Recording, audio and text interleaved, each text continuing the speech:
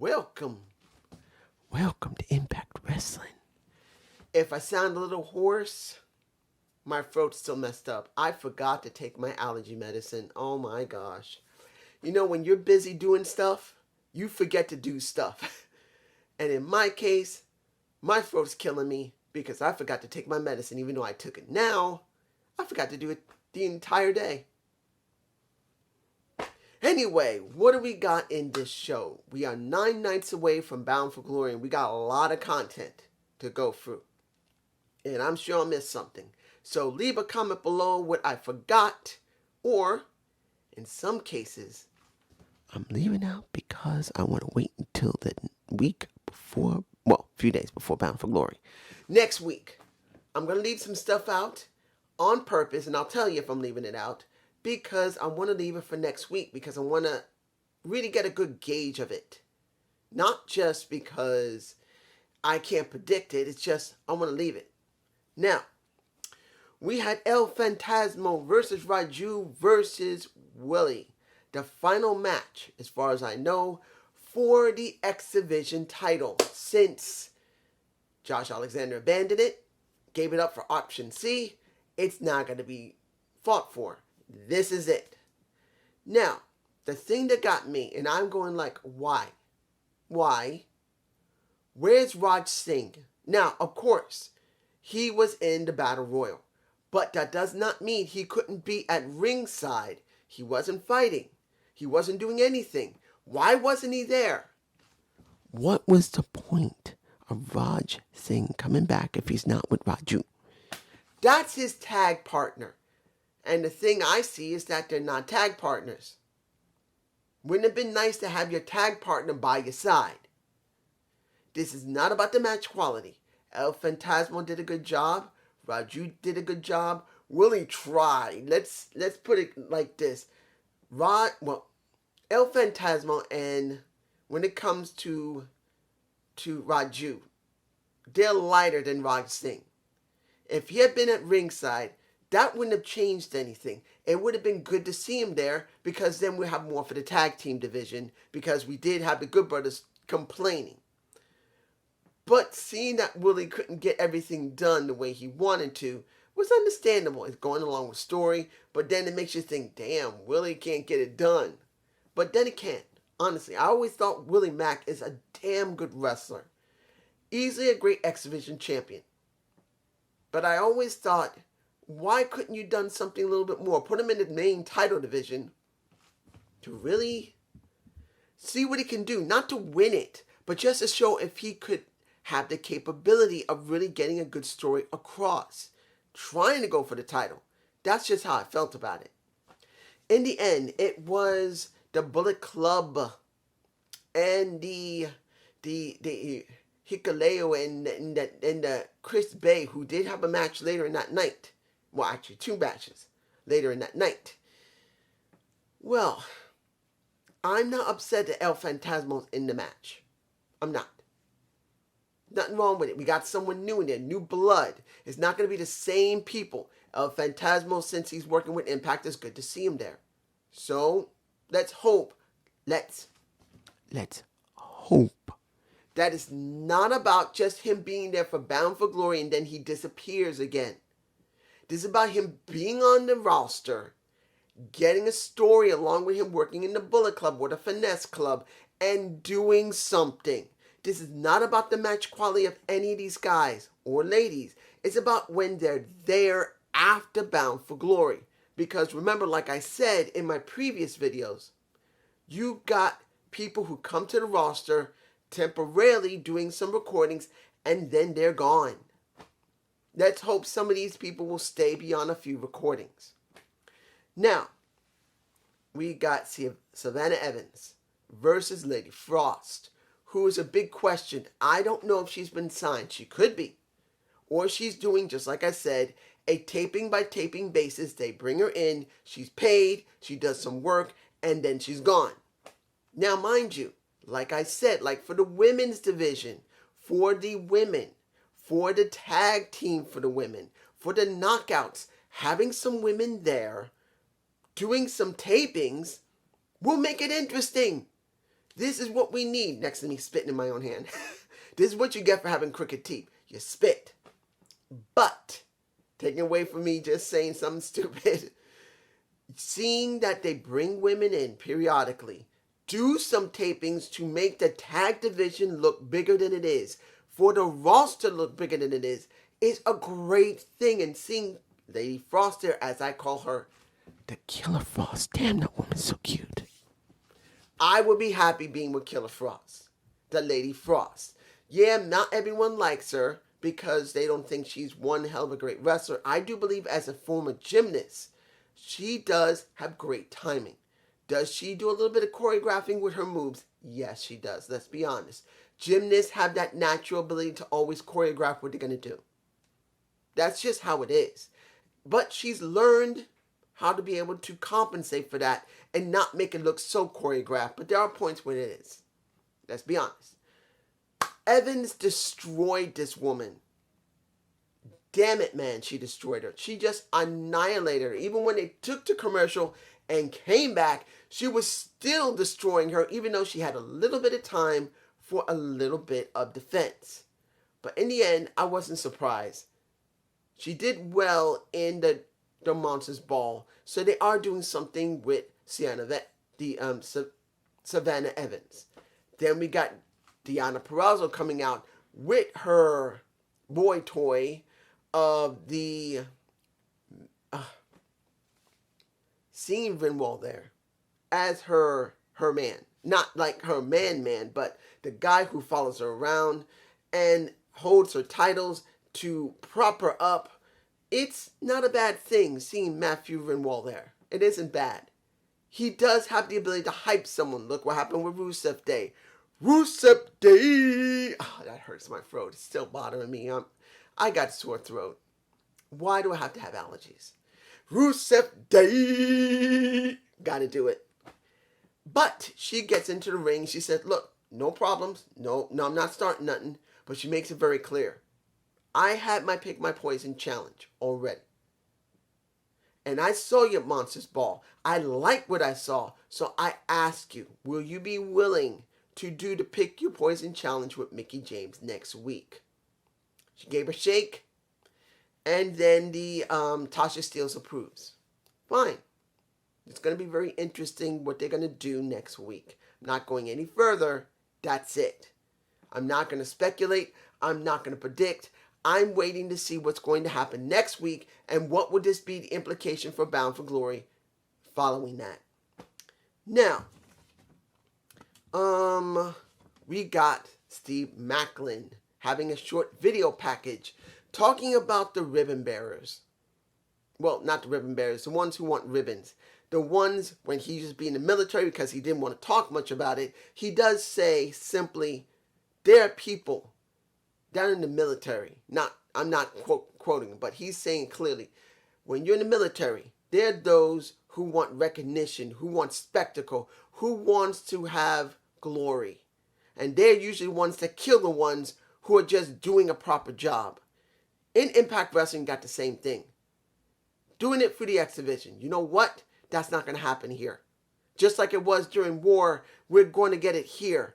The real soldiers who have to go out there and fight are going to do it here in Impact. I will win the exhibition title and there will be no more ribbon bearers. If I remember, that's how ribbon collectors or bearers, whatever it is. I actually thought it was a nice way he said it.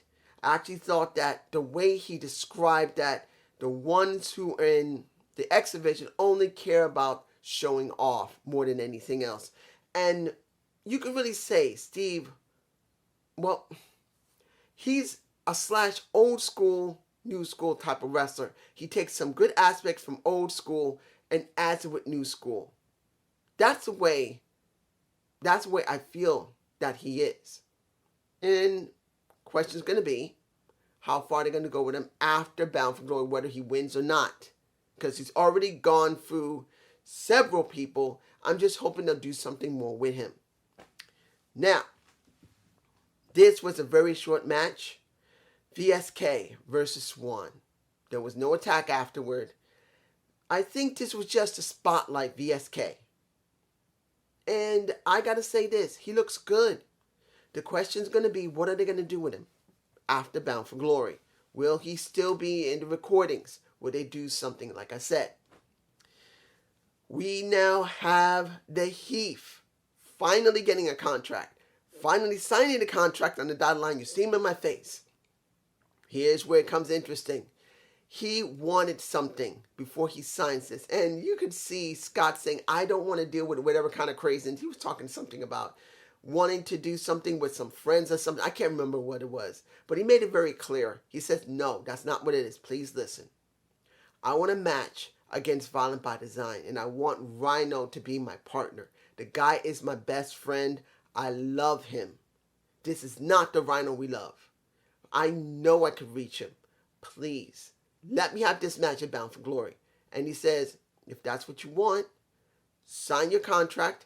I'll give you the match at Bound for Glory. But are you sure? There's no guarantee he's going to show up. He says, well, if he doesn't show up, I'll go up against him on my own.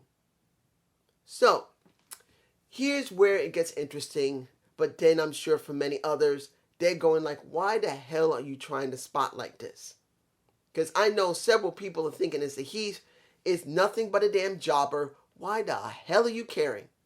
Well, like I said so many years ago, if you guys remember me talking about this so many years ago on SmackDown, when it was called SmackDown Live, I always wanted them to give an option to jobbers to go to the main title scene or have a high-profile story to see if they sink or swim. Flat out.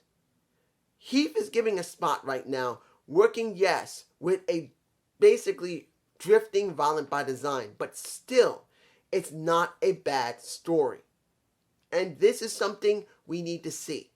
The Heath is given an opportunity to show what he can do. Now, mind you, I'm not going to say he's going to do great promos with Rhino before this match. There's no guarantee that he's going to look good on the match. But at least Impact Wrestling is doing something that they should be doing across any major promotion. Letting a mid-carder or undercarder, or in this case, a jobber, as many people would see him, get a chance to have a good story to show what he can do. If he is willing to rise to the occasion, maybe he'll get people to really believe in him. Remember, on SmackDown, I Got Kids. A lot of people got behind that because he was written right, but that was for Ryan Ward. Ryan Ward knew how to write for him. I kind of wish he was there in Impact Wrestling right now. I wish Ryan Ward was there. And if he is, I wish they just let him take over as the head writer. That's just me. You guys tell me below. Now, we got Gail Kim. We got Decay. And they want to know what's next for them. And what about this inspiration? Now, if you haven't seen my video on inspiration, I may leave it in the comments below so you can take a look at it.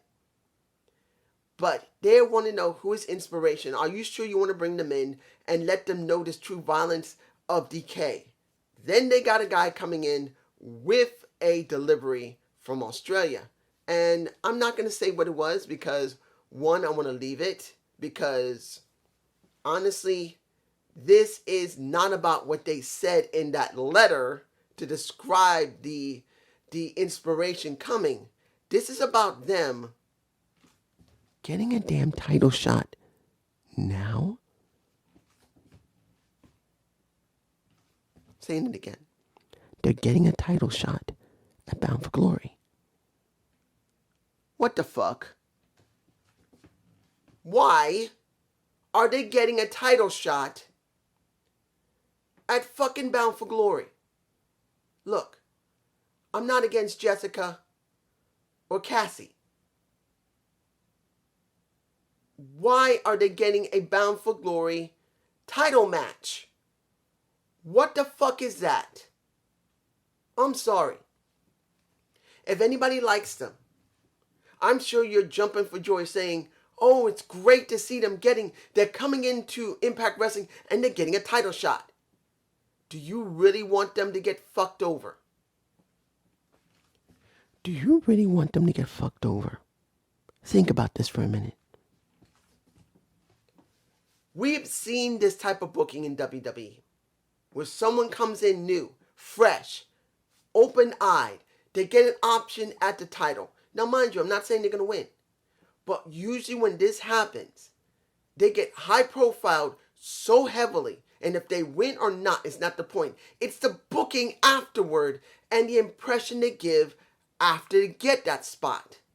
And I've said in that video, the question's going to be, have they worked on themselves? Has Cass and Jessica worked on themselves to make them better? Now, if you've seen Chris Van Vlien's video, you can see that Jessica said they have worked on themselves. But I didn't hear her saying that they worked on themselves in the ring. They worked on their characters. This is where it gets interesting, because this could fall apart very quickly. And I'll say, what the fuck did you put them in that spot when they should have built themselves up? They could just be spotlighted at Bound for Glory and then start getting booked properly. No, you're giving them a title shot at the very signature pay-per-view of Impact Wrestling. I'm going, what the fuck? Really. Let's move on. The best match of the night. Chris Bay versus Chris Saban. The Chris's having a feud against one another. This was the best match of the night. And easily, because of how well these two work together, if you love the X Division throughout this entire year, I can easily say this could be a top 10 match for the X Division. Both of them are very well versed. Both of them knew exactly how to make it look very good, to at least decently not choreographed. And the crowds were behind them both. For Chris Bay, this was the best spotlight for him. And I loved how he was well working. But here's the thing that I kind of wish had happened. They shouldn't have done it this week. Wouldn't it have been better to have it close the show next week? Having something to hype people up for Bound for Glory next week. Why didn't they do it there? Why did they do it here? Why? I would have liked to see this match, since it was so damn good, end the next show before Bound for Glory. That's what I really believe would have been better than having them here, because it looked way better than the Battle Royal did. And I'm not saying anything the Battle Royal was bad. It wasn't. But this was 10 times better than Battle Royal because it was such a cluster, as many Battle Royals are. Now, we got... Now, I know I could say something about Alex Zane and Trey and them going up against each other, but I'm not going to. I'm leaving it. Either they're going to have a match next week or have a match at Bound for Glory, which will be like a dark match. I'm not saying it. I'm just leaving it. Not giving a prediction. I'm not saying anything. I want to wait and see what's going to happen next week. If they have their match, I will give my feelings about Alex and my thoughts on Trey again. Because you guys know how I feel about Trey. Okay? You know how I feel. So I'm just leaving it. Swingers Palace. It's finally done. That's the title. Now this could be also for the summit as well as here. But I'm going to do it now. Why? You can see Chris Saban in the room right now in my face. I'm going like, and I'm probably, if I got the shot of Johnny Swinger holding his own picture with him with an imaginary horse. I'm just like, they're finally stopping Swingers Palace, which is finally stopping, because it doesn't mean Swingers Palace is over. It's just that it can't go on in Vegas. When they go back to this place again, which they probably will, and I wish they wouldn't, they would go to another venue and do it in a new place, hopefully, because they will stay in Vegas for several weeks, and at least a week or two, and do filming there, of course. So they will have Swingers Palace eventually back, I believe. I don't think it's ended, because there are some people who like it. And I know some of my subscribers can't stand the damn thing. I know. Look, guys. I feel your pain. I understand you don't like Swingers Palace. You don't. But let's make this very clear. I'm going to make this clear to you guys. Wrestling, pro wrestling, is not amateur wrestling. If only thing you care about is just wrestling, watch amateur wrestling. We have pantomime.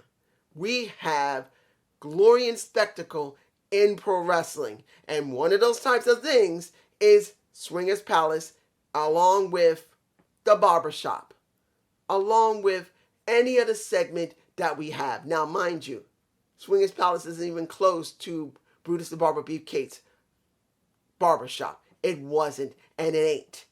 Because they have way more better high-profile people than what goes into Swingers Palace. But I'm not telling you Swinger is 100% bad. There's always some people that love it, some people that can't stand the hell out of it, and there's some people in between that will tolerate it if a couple of times it's funny, if it's not too long, and pretty much it does do something with storylines, which it has on and off. I'm somewhere around here. This is just, they tried to make this a spectacle. They tried to make it mean something, like it was important, like so many people were going to be so sad Swinger is gone. And we had Saban and Swinger approached by the Swingettes. For Swinger, one of the Swingettes that's been there for a year has been interested, and this stupid little bastard, I'll take that Swingette. She's cute. She's thick. And he said, I'm a swinger. It's in the damn name. I don't mess with the work, daddy. And what, you need a tissue? Then Saban, trying to act like Gone with the Wind, and probably trying to say, look, I can't be with you. My first love is pro wrestling. I'm sorry, but it has to be this way. And the girl's saying, I understand. And I can't remember what her name is. Hopefully, she will become one of the wrestlers in the ring. Because let's be honest, both these women used to be easily undead brides, because I recognize them both. I'm hoping they'll be wrestlers in the ring. That's what I'm hoping for. You guys tell me below if you feel so heartbroken that you think Swingers Palace is over when we know he can come back after they leave Vegas. I'm putting the Swinger in my face right now, but I think I got the shot of the horse. If it's not some other shot. This is so stupid. It's funny because it's stupid. Let's move on to the battle royal of 20 people in it. Probably 10 men, 10 women. They're mixed together. They start fighting one another. It is okay. I will say, at least with Impact Wrestling, they're not separating into two different battle royals. They'll have the same battle royal with both men and women together. And it's not like the men just face the men and the women just face the women. Women went after men, and men grabbed women to try and throw them out. The one who was spotlighted the biggest was, and it's so sad, Madman Fulton trying to defend Austin. Just seeing him defending Ace Austin is not uncommon. But this is a 20-person battle royal. And the two people who end that battle royal, the one who's in the ring will be number 20. The one who gets thrown out will be the runner-up and be number 1. And the kicker for me is this. You see how well he worked that damn match. Even getting sprayed with mist from, I believe it was not LeRae, but Brandy LeRae. I think it was Kimberly who sprayed the mist in his face. And he had to keep working with it in his face. He had to face Moose. He had to face Morrissey. He faced everyone in that ring. The only way he got eliminated was because Morrissey and Moose kicked him in the face and then threw him out of the damn ring. I'm like going, why have they never done anything with Madman Fulton? Nothing. They have done nothing. They spotlighted Moose. They spotlighted Morrissey. When the blue fuck did they spotlight Madman Fulton? When are they going to make Madman Fulton a priority? They've always made Ace a priority. When is it time for Madman Fulton? I'm just saying. In the end, the last two were left was, well, Saban and Morrissey. Morrissey managed to eventually throw Saban out. So Saban is number one because he's runner-up. And Morrissey, he is the one now going to be number 20. That's not a bad booking. It'll make things look good for Saban in the gauntlet for the Call Your Shot challenge, or Call Your Shot. Morrissey being 20, counting on how they book him, could be very interesting. Finally, the summit. There's not a lot to say about the summit, except that there was no fighting, there was no fans, there was no ropes. It was Josh, and Chris. Josh Alexander, Josh Matthews, where I don't understand what is going on with Matt Stryker. You guys tell me below what's going on with Matt. If he's working another gig most of the time, fine. If he's sick, fine. But it is really hurting the product hearing Josh Alexander work. I can't stand hearing him. He should not be on commentary anymore. I can understand him being on BTI, but commentary with D'Lo Brown, it just sucks with D'Lo. They need to put someone else. They badly need somebody else there. I would rather hear Gail Kim, or better yet, put Jazz and D'Lo Brown. If Jazz is in the back, bring her out as a new commentator to do something. I just want a change. I don't want Josh anymore. Now, did both of them sound good? They both sounded very good. You got Josh saying that he idolized Chris. Chris saying that he respects Josh, but he don't know what he's dealing with.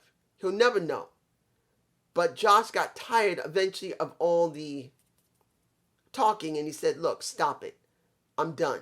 After he saw what happened with the meetup at AEW, and someone called out Josh Alexander, he said, Josh who? He got pissed off, and he said, you're about to learn about the walking weapon at Bound for Glory. I will see you there, and he walks out. Let's put it to you like this. Both of their talking points were fine. Both of them pretty much saying that this is going to be an important type of match was fine. I think the thing that's getting me is this. You got two guys who are the top ranked in the company. And that's all you got. Morrissey ain't ready. Moose was ready. They weren't willing to pull the trigger. We're not going to see Sami Callihan. I think he's actually hurt. You guys can tell me below if he's not hurt. I believe he's actually hurt. So you have no one other than these two in the main title scene. It really pisses me off how this company doesn't understand they needed to make sure you got enough people in the main title scene to mean something. And they don't got anyone other than Josh Alexander, former X Division champion, who had busted his ass for so many months, which is validly put in there. Christian Cage, who came back, who's done pretty well in AEW. Now he's doing pretty well here in Impact. And that's all you got. Now, of course, you got Christopher Daniels. But he just came back, and he doesn't really have anything to do yet because they're making it about Josh and Chris. And unless they're really going to push Christopher Daniels, which a lot of people are not going to be happy because he's an older wrestler, that they're going to say you're not going to put over another old-ass wrestler, where honestly, what other people you got that's got credentials that mean something in Impact Wrestling, particularly to the older fan? That could be in their 20s, their 30s, or their 40s, or me who is now 50. That's all you got. And this is very, very upsetting. It pisses me off. You're not going to have Chris Bay in the main title scene.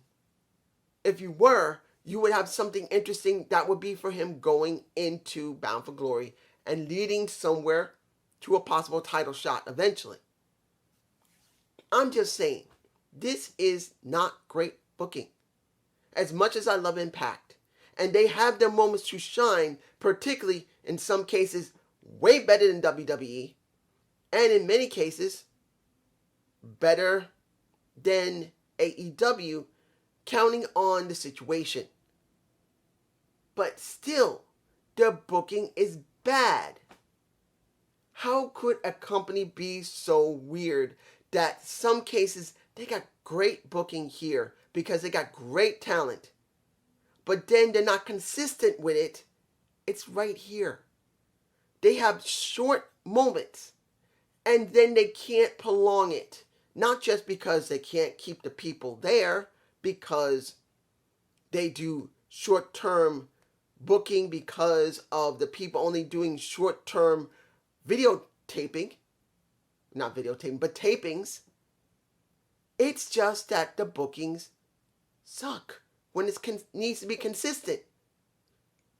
I'm hoping things will change after Bound for Glory, but as I've always said, don't rush into anything. Wait and see, and don't think that things are going to be better just because the signature pay-per-view has happened. Wait a bit afterward. That's what I'm going to do. And I hope you enjoyed this Zane's View. I know I don't say it anymore, but please give me a comment below. I know I just said that. Just Bound for Glory will be in 9 days, and there's no guarantee I'm going to be watching from 10 to 2 in the morning. Peace.